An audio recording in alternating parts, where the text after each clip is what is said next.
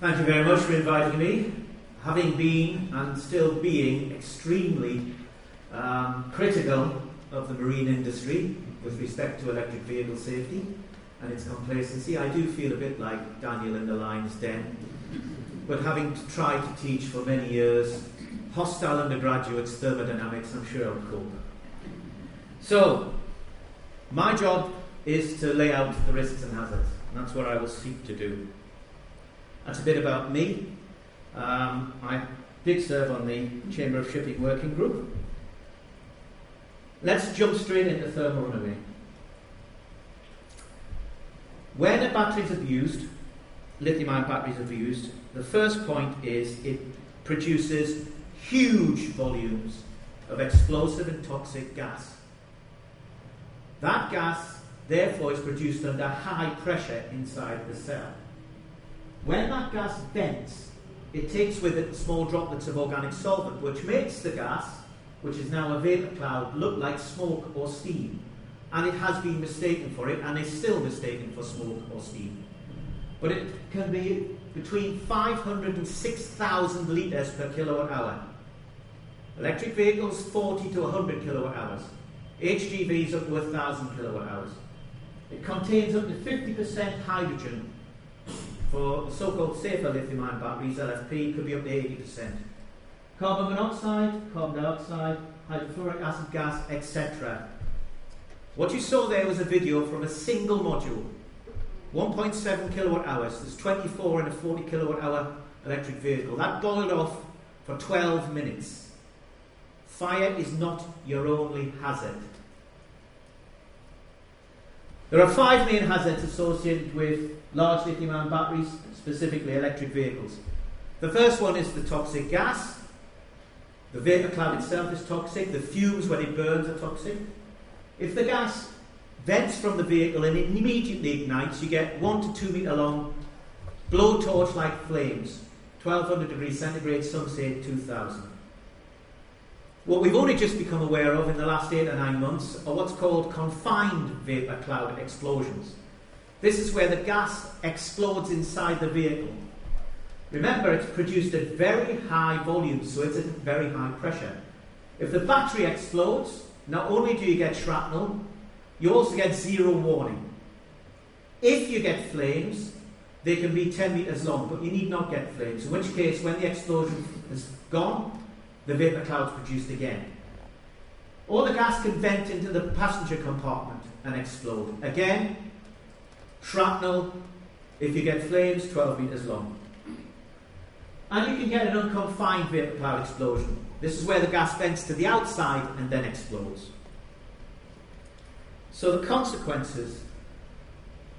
It is clear at the present time that people that suffer inhalation from the smoke or the vapour cloud don't respond as per normal to the normal methods of treating inhalation. Not only have you got carbon monoxide, hydrofluoric acid gas, 200 parts per million, etc., you've also got the nanoparticles from within the cells. Those go into your lungs. We don't know what the long-term effects are.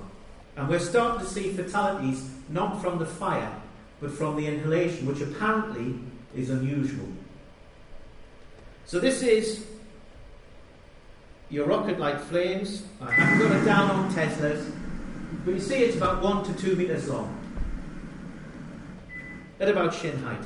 This is a confined explosion involving a battery.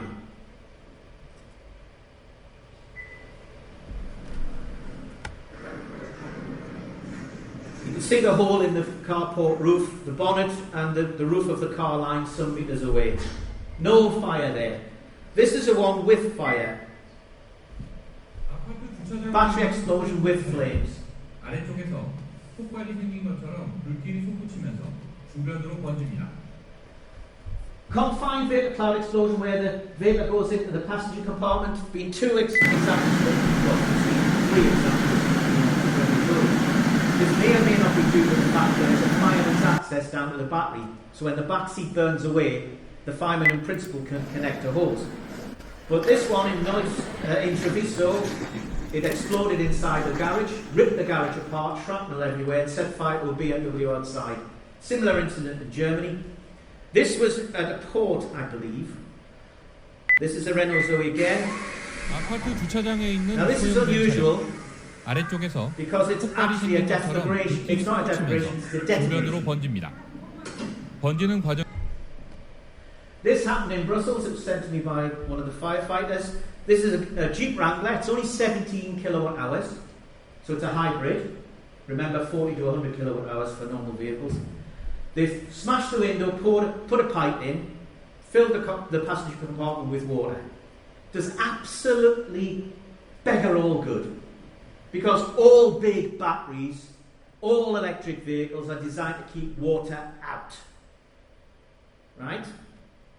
So, watch very carefully.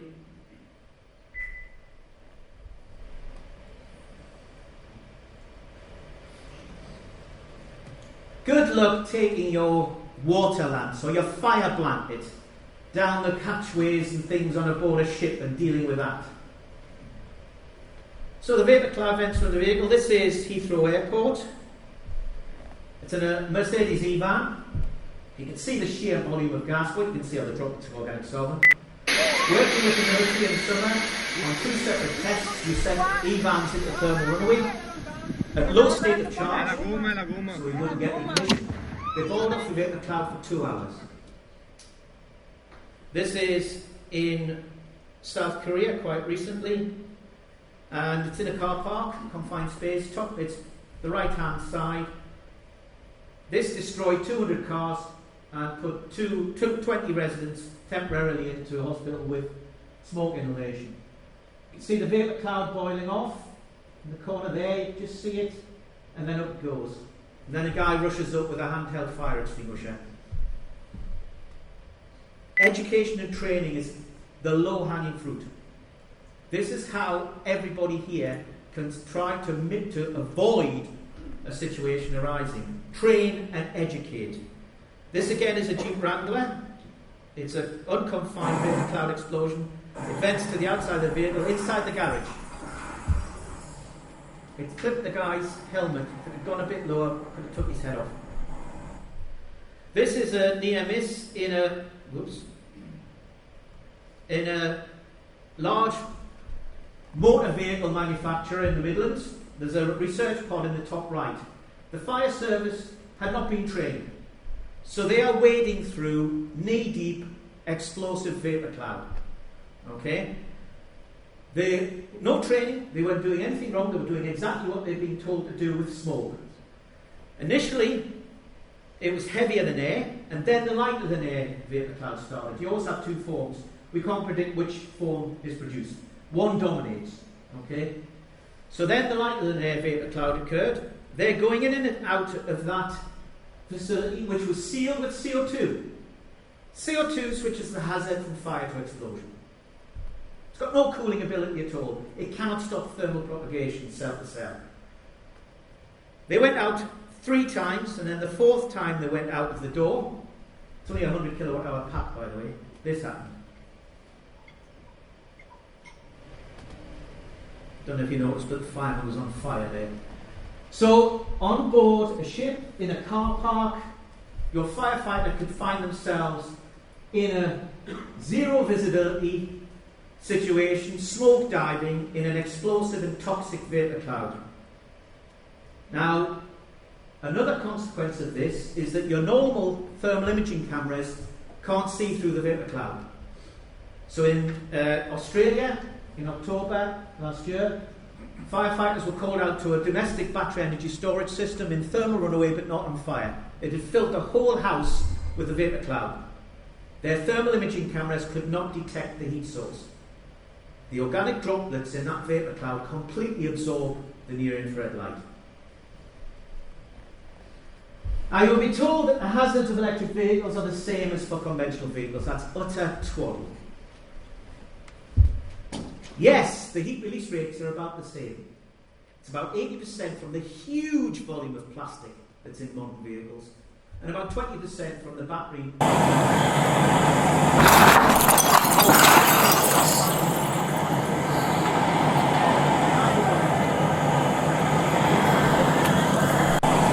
Effort and continuing effort to increase the range of electric vehicles they're using lighter and lighter chassis made out of composite and alloy materials.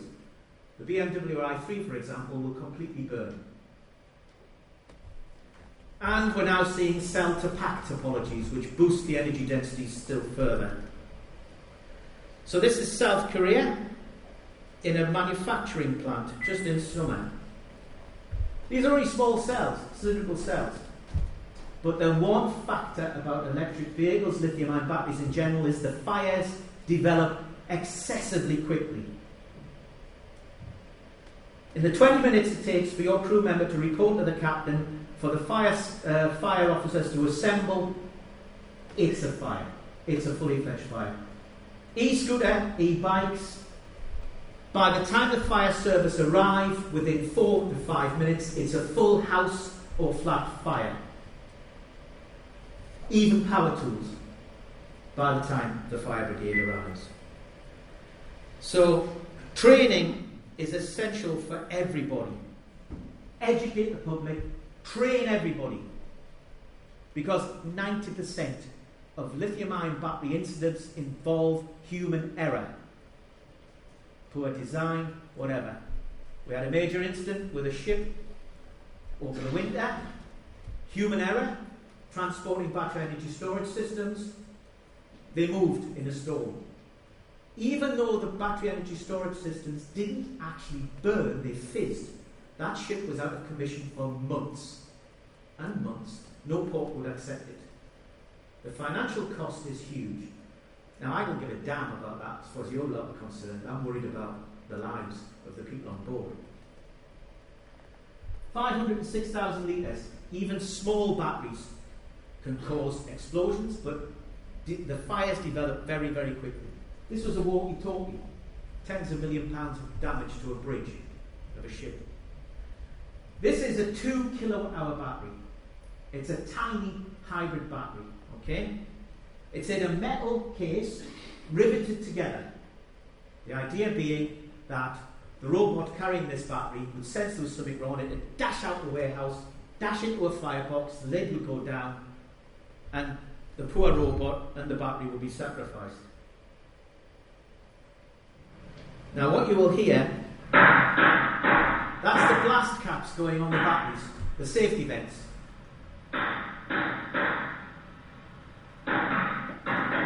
That's the vapor cloud.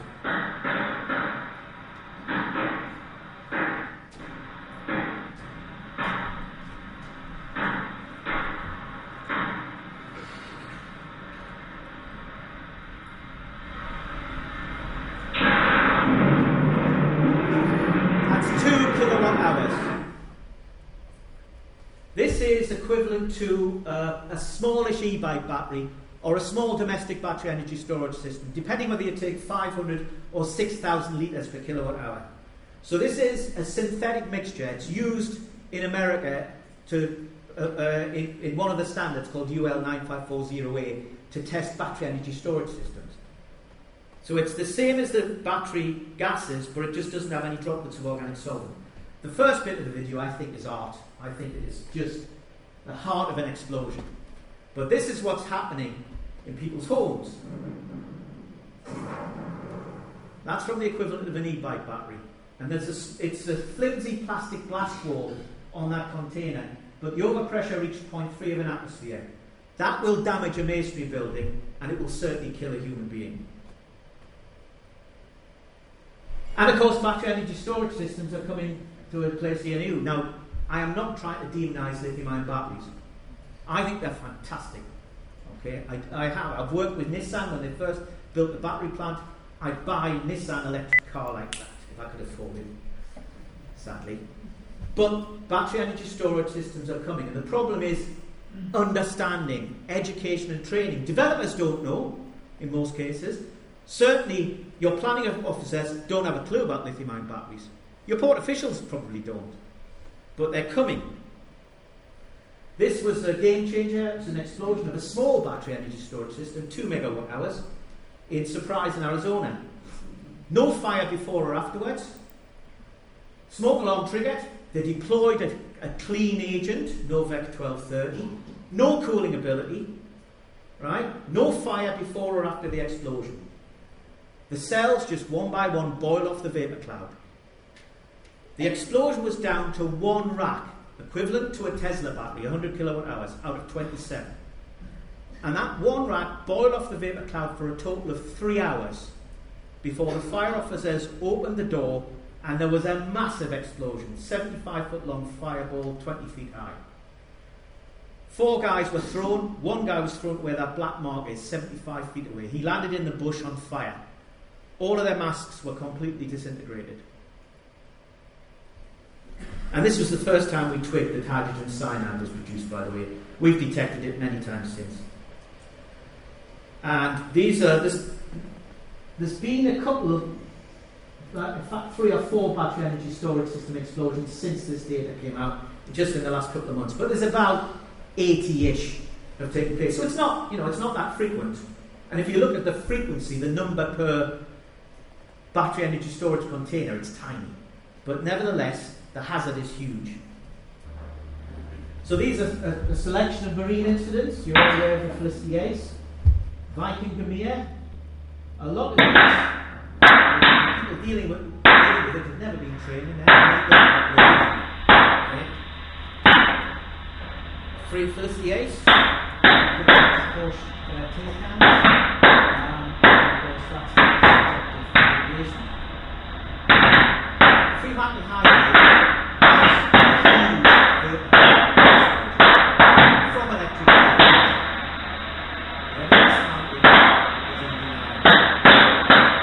Whether that vehicle explosion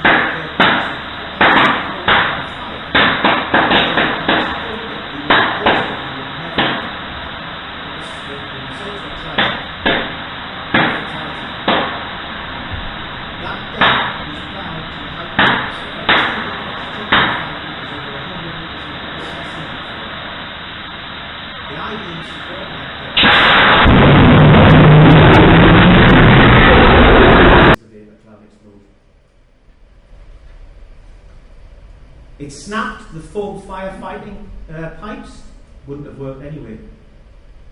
They've got no cooling ability inside the battery.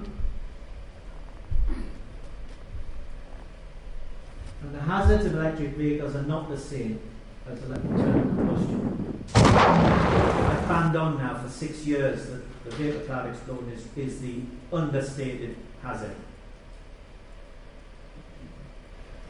If you put the fire out without stopping thermal propagation, the heat transferring cell to cell, you switch the hazard from fire to explosion. The cells can easily reach 900 degrees centigrade with no fire. That's more than enough to trigger the next one along. And then, if it's at a low state of charge, for example, or if there's a low concentration of oxygen for some reason, then they will just boil off the vapor cloud and keep going. There will be no ignition. We've done a number of tests on so-called lithium-ion battery suppression systems for domestic battery energy storage systems, around 8 kilowatt hours, which is a fairly chunky one for ours. Couldn't do it without the fire services. They are brilliant. They lent me their people with full PPE, their facilities. There's no way I could do the research I do now without the support of the likes of the fire services and organisations like the Fire Institution, Fire Industry Association and the Fire Association. So we tested 5 modules, 1.7 kilowatt hours each, 8 cells per module. We overcharged 2 cells in the second bottom module, and then we waited a minute and we sent in a fire officer in full PPE to deploy the suppression system. And we wanted to see whether, first of all, it would kill the fire, but secondly, would it stop thermal propagation, because that's far more important. You can kill the fire and buy yourself time. Virtually any suppression system will do that. But you must understand the explosion hazard. We tested all of these. Cold cut cobra, the water lamps. That eventually put the fire out after about 90 seconds. And it did stop thermal propagation to the top 3 modules. But the fire officer had to keep moving it around, even though he knew exactly which cells had been sent into thermal runaway. Okay? If you've got a dirty grade car, and you're trying to use a water lamp, apart from the fact that things are this long and your cars are that far apart and the ceiling's there, and you've got to get down the ramp with this thing on your back, down the gangways, then the undamaged cells will generate hydrogen and oxygen. And this is why you've got the myth that lithium-ion batteries in thermal runaway generate sufficient oxygen to cause fire. They don't. It's the undamaged cells generating hydrogen and oxygen, which is why you see Teslas burning underwater. And this shows you typically what happens. Puts it out, doesn't stop thermal propagation, and it just boils off the vapour cloud. And in every single case, we had to pull the fire officer out because of worries for a vapour cloud explosion. In this case, there's a dirty grade ventilation system above, but it's still filling the place. 50% hydrogen, remember. Now, fire blankets do have a role, but they don't stop thermal propagation. So you must understand the use. And this was done at Gariba Myra, my friend Martin's location. And they'd sent an electric vehicle into thermal runaway, put a fire blanket over it, but I'm not sure that, I think the fire officers might have thought it was still on fire under the blanket, because the smoke, the vapour cloud, was coming through the blanket. Okay? Now it takes 2 to 4 people to deploy these. Good luck in a tight vehicle space on board a ferry or a car transporter. And it doesn't stop thermal propagation. So you're generating the vapour cloud, and you're simply moving the potential locus of an explosion from around the car to outside the car. Anyway, they pulled the vapour cloud back, and I have to thank David Smith of fireblanket.com, who very, very responsible company, right? And they do have a role, I say, but you must understand the risks and hazards. Luckily, there was a howling crosswind, right to left. No fire, and then bang. So hadn't been that howling crosswind, he could have been injured or killed. As it was, the only victims were his trousers.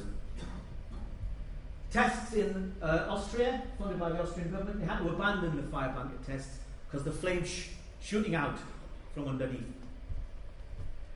This is foam, as should have been used on the Fremantle Highway until it snapped the pipes. The Japanese that did this test were really pleased. They built a wall, built a room around the electric vehicle without a roof, set it into a thermal runaway, it burst into flames, they filled the room with foam, put out the fire, and they were delighted. But what they didn't see it, you can just see it in the top there, the vapour cloud boiling out. Didn't stop thermal propagation. Direct injection will generate hydrogen and oxygen. This is the Rosenbauer system. Punches a hole in the other side of the battery, fills it with water. First time they did that, there was what they called a massive thermal event. And Tesla says, don't submerge our vehicles. Anything that kills fire but does not stop thermal propagation switches the hazard from fire to explosion. You switch from fire to a cracked gas cylinder. You can't get the stuff into where it's needed. And if it's a gas, it's got more cooling ability anyway. Albro and Lash fire projects, which I've seen used for justification that everything is all right, didn't use realistic scenarios. They were all done on dry land with easy access, didn't take into account the vapor cloud explosion hazard. And I saw a video from Albro at the USAS conference in Frankfurt. Electric vehicle on fire, water mist, put the fire out. Brilliant. And then there was a massive hydrogen explosion above the water mist head. Now you can rely on the low probability, and it is low. This is from my friends at EV FireSafe, an Australian organisation funded by their defence ministry. And you can see there's only been 511 verified fires. They're relying only on media because the fire services don't discriminate between the type of propellant system, whether it's fuel or battery. Okay? So we're guessing. Now there's probably more than this, and recent statistics produced by individual fire services in the UK suggest it is a bit higher than this. But nevertheless, it's tiny. It really is tiny. But as has been already mentioned, as conventional vehicles age, we get more and more spontaneous fires involving those. I think there's about 60 or 65 a day in this country. And they're usually down to electrical faults. Yeah? But relying on a low probability is not the way to go ahead. obviously this is not the strategy being developed yet to try and address the problem, which is great. Now this is the Netherlands strategic or standard operating procedure for EV fires. Essentially, if an EV fire occurs in a car park, this follows the single garage fire. Single garage was the name of the company. Essentially, unless they can see it, unless the vehicle is near an exit or an entrance, and unless there's only one involved, the Netherlands fire services will not go anywhere near. They will just let it burn.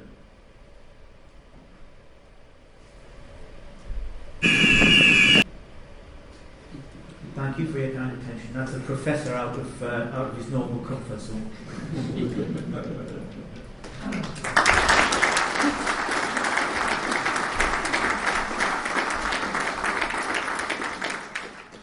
very much, Paul. We've got about 15 minutes for questions. So if anybody's got any, please raise your hands up. We've got a couple of guys coming round with microphones. But I'm going to start with one, if I may, Paul. So you talked a lot about training being the main thing that we need to do. We've got a panel later on talking about training. But I just wondered, what are your kind of top things that we need to be training our people about around this, given what you've said? First thing is train them what the risks and hazards of lithium-ion batteries are, so they fully understand. Then it's about not abusing the battery and using them safely. So, for example, an example is train your forklift drivers, right, when they're lifting pallets of lithium-ion batteries, to be that little bit more careful. And if you can, persuade them that, institute a regime where if they do happen to drop a lithium-ion battery, they feel comfortable reporting this. Okay? The guys going on board the ships, tell them not to use their drills as hammers, please. Okay? It's not rocket science. First of all, teach them why you're teaching them this, the risks and hazards. And then, for every type of activity, how to do that activity safely to avoid damage or abuse. And then finally, what to do in an emergency. If they see fire, if they see what they think is smoke, or they hear loud popping noises, then first of all, don't try and deal with it yourself. Get out, but alert everybody else, scream at the top of your voice and call the fire brigade or whatever. Okay? Super, thank you. I think we've got a question at the front here and whoever's coming in. Thank you. Thanks very much, Paul, for once again an interesting exposition of the risks. I just wanted to ask you, because you mentioned hydrogen cyanide and potentially fluoride type products in the vapor cloud.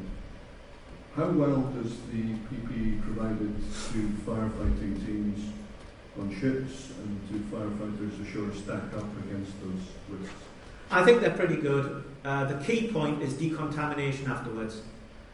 Make sure you decontaminate them carefully and effectively. But as far as I can tell, your standard PPE will stack up. Where they don't stack up is if you've got direct, which is highly unlikely if you're standing in front of a flame. We did have a case in Ireland, a racing car, racing car. It burned behind the driver, and actually it was on the point of cutting through his PPE because he was right next to the flame. He was directly exposed. But otherwise, so long as you take normal care, preventative measures, normal care, it's fine, as far as I can tell. Thank you. Thank you. Another question just right there.